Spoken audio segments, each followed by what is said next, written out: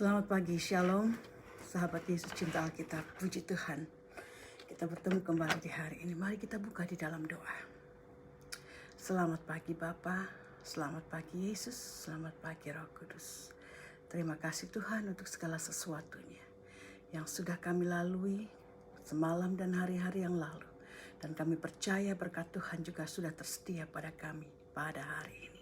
Terima kasih Tuhan, terima kasih Yesus. Terima kasih Roh Kudus, kami percaya penyertaan-Mu atas kami.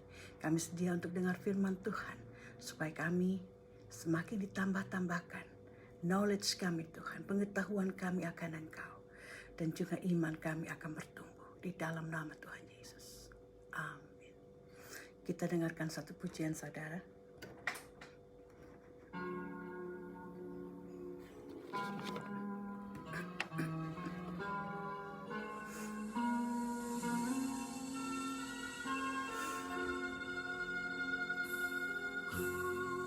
Datang sekarang kepadamu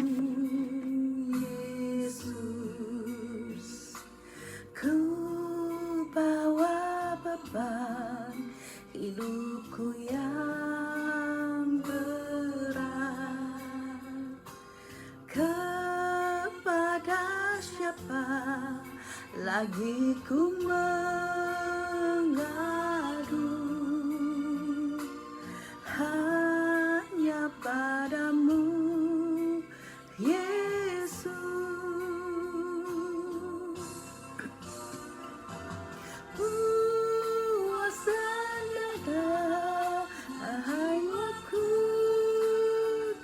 Puaskan dahaga jiwa kami Tuhan. Kan lapar di dalam hidupku. Bimbinglah daku di lembah yang kelam. Hanya padamu hidupku bahagia. It's true, saudara, hanya kepada Tuhan, hanya kepada Yesus hidup kita bahagia. Engkau puaskan dahaga kami Yesus. Engkau kenyangkan lapar di dalam hati kami dengan firman-Mu. Terima kasih. Bimbinglah daku di lembah yang kelam. Hanya padamu hidupku bahagia. Hanya padamu jiwaku sentosa.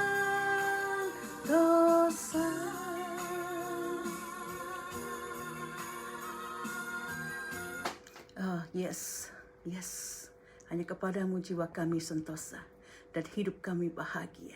Terima kasih Yesus. Meskipun hidup ini berat, kita punya seorang yang kita dapat datangi untuk mengadukan, untuk memohonkan belas kasih-Nya. Datang kepada Yesus. Puji Tuhan. Saudara, pembacaan kita hari ini lanjutkan yang kemarin, Kejadian 20 sekarang. Kemarin Kejadian 19. Kejadian 20 ayat 1 sampai 18 tentang Abraham dan Abimelek. Lalu Abraham berangkat dari situ ke tanah Negeb, dan ia menetap antara Kades dan Syur. Ia tinggal di Gerar sebagai orang asing. Abraham waktu itu tinggal di Mamre, kita masih ingat. Lalu dia pergi ke tanah Negeb lagi. Dia pernah pergi ke tanah Negeb, kita tahu ya, sebelum dia masuk ke tanah Mesir. Dan setelah diusir dari Firaun, dia balik lagi ke Negeb sebelum dia balik jalan ke Sikem. Nah, ini daerah Negeb kita tahu adalah daerah selatan. Dalam bahasa Inggris disebut sebagai Southland. Bagian selatan Israel yang dihuni 60% oleh orang Palestina. Dan letaknya di sebelah barat sungai Yordan. Dan ia menetap di antara Kades dan Syur, di sebuah daerah yang bernama Gerar. Dia pergi mungkin untuk menghindari daerah-daerah yang hancur karena kedurjanaan kota Sodom. Ayat kedua, oleh karena Abraham telah mengatakan tentang Sarah istrinya, dia saudaraku, maka Abimelek Raja Gerar menyuruh mengambil Sarah. Saudara, Abraham lagi-lagi melakukan kesalahan yang sama.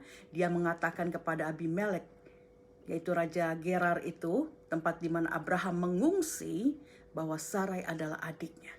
Jadi Abimelek mengambil Sarah. Dan saudara ingat, waktu itu umur Sarah sudah 90 tahunan. Tapi masih saja raja-raja tertarik padanya. Ini memastikan bahwa dia adalah seorang yang cantik.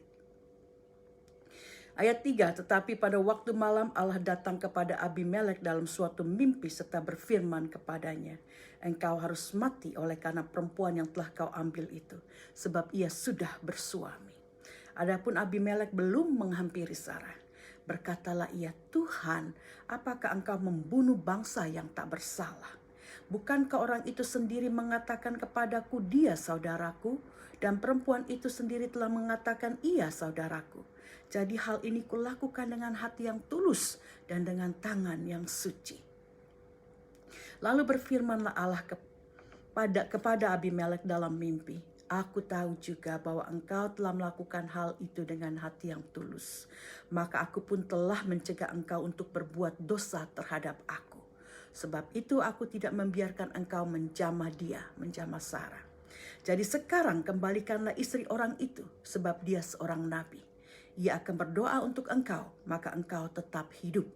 Tetapi jika engkau tidak mengembalikan dia, ketahuilah, engkau pasti mati. Engkau dan semua orang yang bersama-sama dengan engkau. Saudara, kita lihat di sini berkali-kali Allah membackup atau menyelamatkan dan menolong Abraham. Allah sudah berjanji kepada Abraham dan Sarah tentang keturunan mereka. Jadi Allah akan terus berusaha untuk menghindarkan mereka, Abraham dan Sarah, dari ketercemaran dan dari tindakan bodoh Abraham. Dan Raja Abimelek adalah raja yang mempunyai integritas, yaitu konsisten dengan prinsip, dengan moral, dengan nilai yang dia anut. Dan dia juga belum menyentuh Sarah, dikatakan. Dan dia juga takut dengan kutukan Tuhan yang mengatakan bahwa dia dan semua orang yang bersama-sama dengan dia akan mati kalau ia tidak mengembalikan Sarah kepada Abraham. Suatu teguran yang keras kepada raja. Meskipun bukan dia yang berbohong, saudara. Dikatakan bahwa Abraham adalah nabi juga. Jadi Abimelek tidak berbohong. Abraham dan Sarah yang berbohong sehingga dia mengambil Sarai. Tapi tetap Allah akan menumpahkan suatu kutuk kepada Abimelek. Dan setelah peringatan itu, Abimelek melakukan apa yang Allah katakan kepada dia. Keesokan harinya pagi-pagi Abimelek mengambil semua hambanya dan memberitahukan seluruh peristiwa itu kepada mereka. Lalu sangat takutlah orang-orang itu. Kemudian Abimelek memanggil Abraham dan berkata kepadanya, perbuatan apakah yang kau lakukan ini terhadap kami? Dan kesalahan apakah yang kulakukan terhadap engkau? Sehingga engkau mendatangkan dosa besar atas diriku dan kerajaanku. Engkau telah berbuat hal-hal yang tidak patut kepadaku. Lalu kata Abimelek kepada Abraham, apakah maksudmu maka engkau melakukan hal ini? Lalu Abraham berkata, aku berpikir, takut akan Allah tidak ada di tempat ini. Tentulah aku akan dibunuh karena istriku. Lagi pula ia benar-benar saudaraku, anak ayahku, hanya bukan anak ibuku, tetapi kemudian ia menjadi istriku. Saudara, sama seperti cerita ketika Abraham berbohong kepada Firaun, Raja Mesir, tentang Sarah, yang mengatakan dia adalah adiknya dan bukan istrinya. Karena Abraham takut dibunuh oleh Firaun, dan juga supaya Firaun happy, ya, bisa mengambil Sarah sebagai istrinya. Tapi Allah mendatangkan tulah kepada Firaun saat itu. Dan Firaun tahu bahwa Abraham telah berbohong. Dengan tulah itu dia mencari tahu kenapa tulah itu datang dan mengetahui bahwa itu terjadi karena kebohongan Abraham. Nah, hal ini dilakukan lagi oleh Abraham ketika dia memasuki tanah Gerar, sesuatu negeri yang asing, karena dia takut lagi Ya, dia mengatakan kepada Raja Abimelek, Raja Gerar, bahwa Sarah adalah adiknya. Abraham melakukan kelicikan, dia mau selamat dan menyodorkan Sarah lagi sebagai garansi keselamatannya. Ia mengatakan lagi bahwa Sarah adalah adiknya. Meskipun ada kebenaran di dalam ucapannya itu karena memang Sarah adalah adik tirinya. Satu bapa dengan Terah tapi berbeda ibu. Tetapi Abraham tahu mengatakan Sarah sebagai adiknya bukan sebagai istrinya adalah sebagai trik untuk keselamatan dirinya. Ayat 13, ketika Allah menyuruh aku mengembara keluar dari rumah ayahku, berkatalah aku kepada istriku, tunjukkanlah kasihmu kepadaku, yakni katakanlah tentang aku di tiap-tiap tempat di mana kita tiba, iya saudaraku. Nah saudara, ketika Allah menyuruh Abraham, kita ingat, dia harus keluar dari Haran bersama dengan Sarah dan Lot, ya, keponakannya. Dia harus keluar dari rumah ayahnya ke negeri yang tidak ditentukan oleh Allah, dikatakan. Abraham mengatakan suatu kepada Sarah karena dia sudah tahu pasti kalau dia masuk suatu negeri yang baru sebagai orang asing pasti ada resiko. Karena itu dia berkata kepada Sarah sebelum dia meninggalkan rumah ayahnya untuk mengatakan bahwa Abraham adalah kakaknya. Abraham membuat deal kesepakatan ini dengan Sarah sejak mereka meninggalkan orang tua mereka, yaitu Terah di tanah Haran. Karena Abraham tahu bahwa Sarah sangat cantik dan keselamatannya akan terancam kalau dia bilang Sarah istrinya, karena raja-raja akan membunuh dia dan mengambil Sarah. Kemudian Abimelek mengambil kambing domba dan lembu sapi, hamba laki-laki dan perempuan, lalu memberikan semuanya itu kepada Abraham. Sarah istri Abraham juga dikembalikannya kepadanya. Dan Abimelek berkata, negeriku ini terbuka untuk engkau, menetaplah di mana engkau suka. Abraham mendapatkan banyak harta dari Raja Abimelek. Sama ketika Raja Firaun di Mesir mengusir Abraham keluar dari Mesir. Firaun memberikan banyak harta kepada Abraham. Tapi di Gerar ini, Raja Abimelek tidak mengusir Abraham.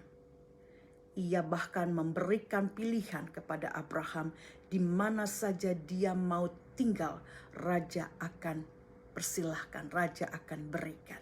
Sungguh luar biasa favor yang didapat oleh Abraham. Ayat 16, lalu katanya kepada Sarah, telah kuberikan kepada saudaramu 1000 shikal perak, kata Abimelek kepada Sarah. Itulah bukti kesucianmu bagi semua orang yang bersama-sama dengan engkau. Maka dalam segala hal engkau dibenarkan. Lalu Abraham berdoa kepada Allah, dan Allah menyembuhkan Abimelek dan istrinya dan budak-budaknya perempuan, sehingga mereka melahirkan anak. Sebab tadinya Tuhan telah menutup kandungan setiap perempuan di istana Abimelek karena Sarah, istri Abraham itu.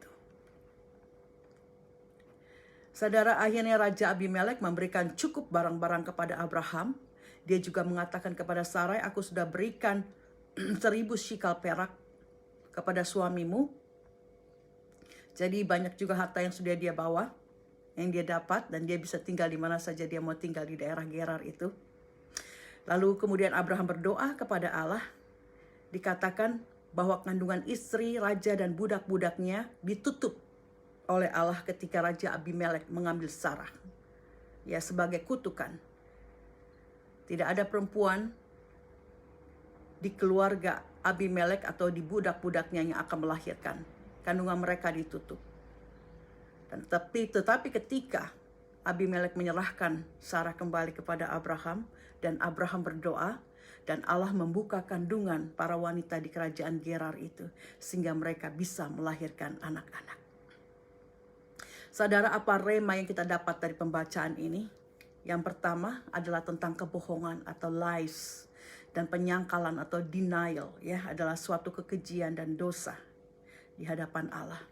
Tapi kita lihat berkali-kali dalam cerita-cerita dalam Alkitab ini, terutama dalam kitab Kejadian yang sudah kita baca, betapa Allah kita adalah Allah yang sabar dan kasih. Kita masih ingat ketika Kain berbohong, ketika ditanya Allah tentang di mana adiknya Habel, dan Kain menjawab Emang aku penjaga adikku apa? Allah sabar dan kasih. Allah malah memberikan perlindungan dan janji bahwa tidak akan ada orang yang membunuh Kain. Kalaupun ada, Allah mengatakan ia akan membalasnya 7 kali lipat kepada orang itu. Sungguh luar biasa. Dan kita lihat ini, Abraham untuk kedua kalinya melakukan hal yang sama, berbohong tentang hubungannya dengan Sarah. Tapi lagi-lagi Allah membela Abraham dan malah mendatangkan kutuk pada raja yang mengambil Sarah. Saudara, ketika Allah sudah berjanji, ia akan pegang janjinya itu. Percaya saudara. Meskipun kadang dalam menanti janji-janji Allah itu kita menjadi lelah, kita capek, kita tidak sabar, dan kita jatuh. Tapi Allah akan membangkitkan kita lagi, supaya mata kita terbuka dan melihat perlindungan dan kasih setia Allah kepada kita sampai janji itu tergenapi. Pegang teguh akan janji Allah. Saudara, suatu kesaksian atau contoh ya, ketika engkau sudah berdoa dan berpuasa, tapi sakitmu belum juga sembuh, engkau akhirnya menyerah. Terus ketika ada orang yang menawarkan pengobatan alternatif, engkau lupa akan imanmu dan menyerahkan dirimu pada kuasa-kuasa lain. Kuasa yang tidak di dalam Tuhan Yesus dan tidak memakai nama Tuhan Yesus adalah kuasa-kuasa kegelapan. Tapi karena Allah kasih akan engkau, ia tidak akan membiarkan engkau jatuh tergeletak. Mungkin engkau akan mengalami penyakitmu makin parah karena berobat ke alternatif itu. Sebagai suatu peringatan itu mungkin juga untuk kalian ya, untuk kembali.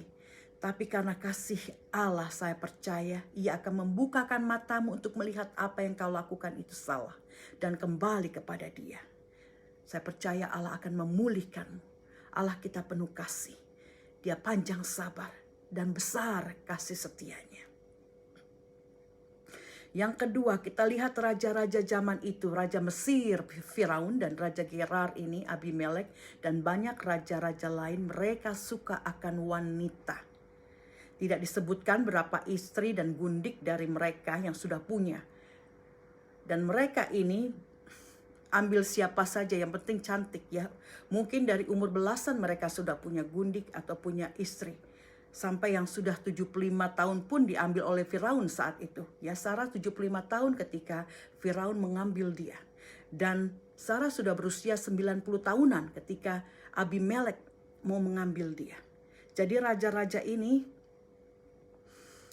tidak bisa melihat orang cantik. Umurnya 90 tahunan pun kalau cantik dia masih ambil.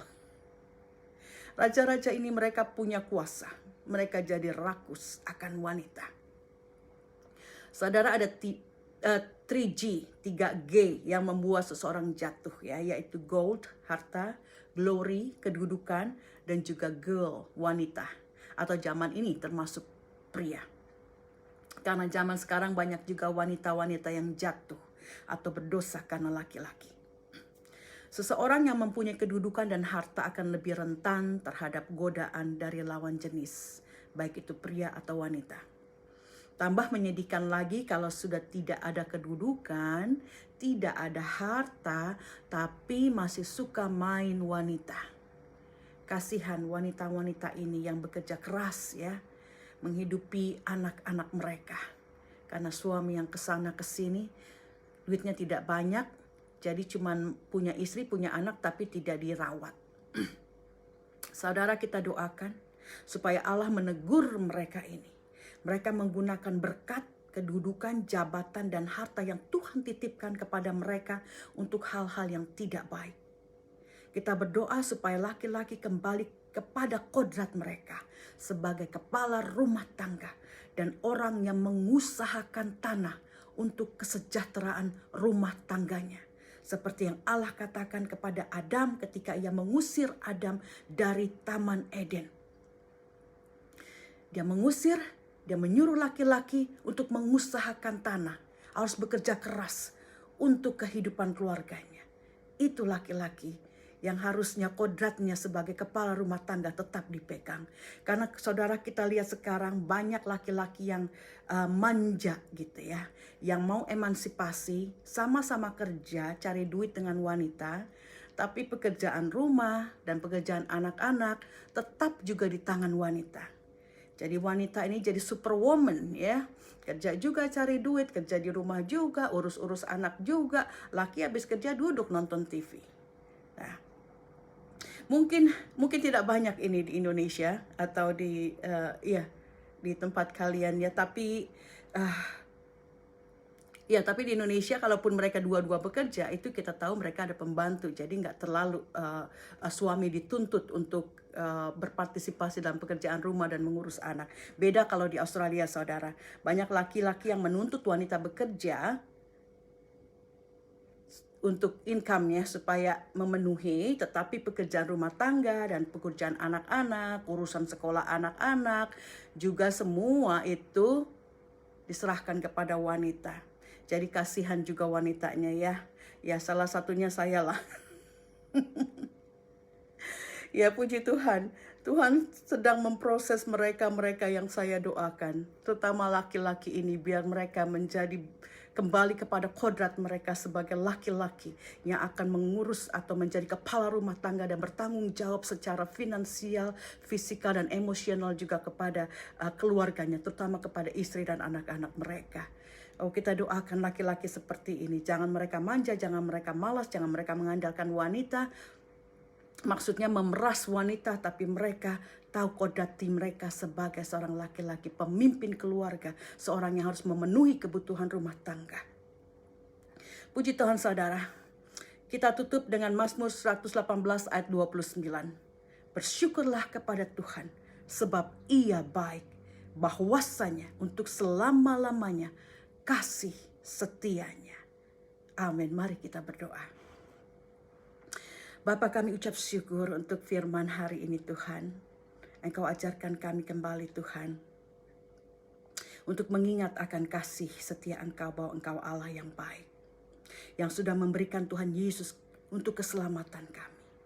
Dan juga sudah meninggalkan Roh Kudus-Mu kepada kami untuk menguatkan kami menghadapi segala tantangan di dalam kehidupan kami ini. Bapa, Engkau jamah bibir kami, Engkau jamah hati kami, sehingga dusta tidak keluar daripadanya. Kebohongan Tuhan dan denial Bapa tidak ada dalam mulut kami. Bapa, kuasai kami. Kami percaya ketika Roh Kudus kami terima, kami dimampukan untuk memperkatakan yang benar, untuk mempunyai perbendaharaan hati yang benar, untuk mempunyai pikiran yang benar. Terima kasih Bapa untuk Roh Kudus yang kami nantikan akan datang dalam hari Minggu dengan pencurahan Roh Kudus hari Pantekosta. Bapa, kami bersiap Bapa, siapkan hati kami untuk terima Roh-Mu yang akan menguatkan, menguduskan, dan memampukan kami menjalani kehidupan kami selama di dunia ini. Bapa, terima kasih, ajar kami juga Bapa untuk jujur dan selalu terbuka kepada Engkau dan juga kepada sesama. Jangan kami berdusta Tuhan. Terima kasih Yesus. Engkau juga ajarkan kepada laki-laki Tuhan. Setiap laki-laki yang mendengar firman ini, buka hatimu. Dan engkau yang masih mengandalkan kekuatanmu, jabatanmu, dan segala macam yang kau punya, hartamu, untuk hal-hal yang tidak baik, bertobat. Tuhan, biar mereka tahu kebenaran firman Tuhan. Kalau Tuhan sudah berikan berkat kepada mereka dengan jabatan yang baik, dengan harta yang melimpah, Tuhan berikan hati untuk memberkati orang lain juga. Jangan mereka mengumpulkan harta untuk diri mereka sendiri dan melakukan hal yang sia-sia. Bapa, terima kasih untuk berkat-Mu atas mereka. Biar mereka mempergunakan segala berkat yang mereka sudah terima daripada Engkau untuk kebaikan orang lain juga, untuk memberkati orang lain juga. Terima kasih Bapa, biar Engkau berikan juga hikmat kepada para laki-laki untuk menjadi kepala rumah tangga yang baik. Kepala rumah tangga yang mengayomi istri dan anak-anak, bukan yang memeras istri. Terima kasih Bapa, terima kasih Yesus. Engkau dengar setiap doa kami, dan kami percaya setiap kami yang mendengar akan diubahkan hati kami. Kami serahkan hidup kami hari ini di dalam nama Tuhan Yesus. Amin. Nikmati hari saudara dan terima berkat Tuhan Yesus selalu. Haleluya. Amin.